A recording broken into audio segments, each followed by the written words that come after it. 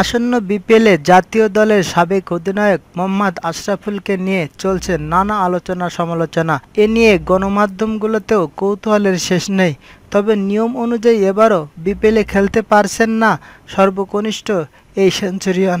তাই অপেক্ষায় থাকতে হবে আশরাফুলকে। আশরাফুলকে নিয়ে বিভ্রান্তি সৃষ্টি হওয়ার কারণ নেই। জাতীয় দলে খেলার অনুমতি এখনও পাননি তিনি। আইসিসির দুর্নীতি দমন ইউনিট আংশিক মুক্তি দিলেও আশরাফুল ঘরোয়া ক্রিকেটে অনেক বেশি ভালো খেললেও এখনও তার জাতীয় দলে ফেরার সুযোগ ও অনুমতি নেই। ঘরোয়া ক্রিকেটে হাজার হাজার রান করলেও জাতীয় দলে ডাক পাচ্ছেন না শিগগির। তার ছাড়পত্রেই উল্লেখ আছে, প্রতি ম্যাচে রানের বন্যা বইয়ে দিলেও 2018 সালের আগস্টের আগে জাতীয় দলে খেলতে পারবেন না আশরাফুল। একইভাবে এবারের বিপিএল খেলাতেও আছে পরিষ্কার নিষেধাজ্ঞা। সবকিছু ঠিক থাকলে 2018 সালের বিপিএল খেলার সুযোগ পাবেন আশরাফুল। 2018 সালের আগস্ট পর্যন্ত তার জাতীয় দলে খেলায় নিষেধাজ্ঞা আছে আইসিসির।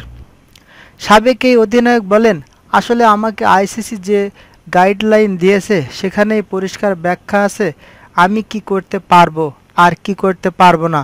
সবচেয়ে বড় কথা হলো আমি খুব ভালো করেই জানি আমার 2018 সালের আগস্টের আগে কিছুতেই জাতীয় দলে ফেরা সম্ভব নয়।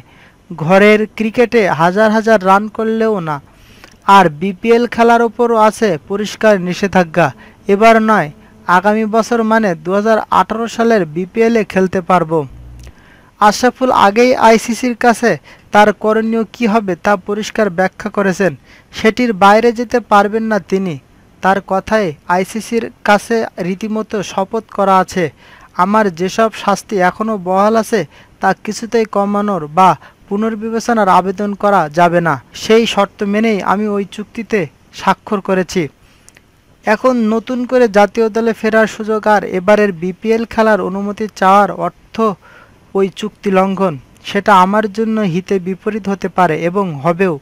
কাজেই যে যা বলুক আর ভাবুক না কেন, আমার যে শাস্তি কমানোর আবেদন মানে এখনই জাতীয় দলে ফেরার আবেদন এবং বিপিএল খেলার অনুমতি চাওয়া, কোনোভাবেই আমি এটি করতে পারবো না। তবে আগামী বছরের অপেক্ষায় রয়েছেন তিনি। আমি অপেক্ষায় আছি আগামী বছরের, তাই এখন থেকে প্রস্তুতি নিচ্ছি। প্রায় শেরেবাংলার ইনডোর ও একাডেমি মাঠে অনুশীলনে যাচ্ছি। গত বছর জাতীয় লিগ আর এবার প্রিমিয়ার লিগ খেললেও তেমন ভালো খেলতে পারিনি। মনে হয় প্রস্তুতিতে ঘাটতি ছিল। অনেকেই বলছেন 3 বছরের নিষেধাজ্ঞা কাটিয়ে ক্রিকেটীয় প্রস্তুতি নিয়ে মাঠে নামতে, কিন্তু আমি সেটি করতে পারিনি।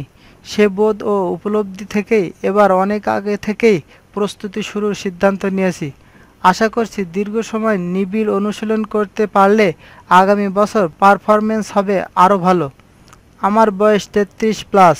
এর চেয়ে 4-5 বছর বেশি বয়সেও ইউনুস খান আর মিসবাউল হকরা খেলে মাঠ মাতিয়েছেন। আমি বিশ্বাস করি তারা পারলে আমি কেন পারবো না। অপেক্ষা আর 1 বছরের।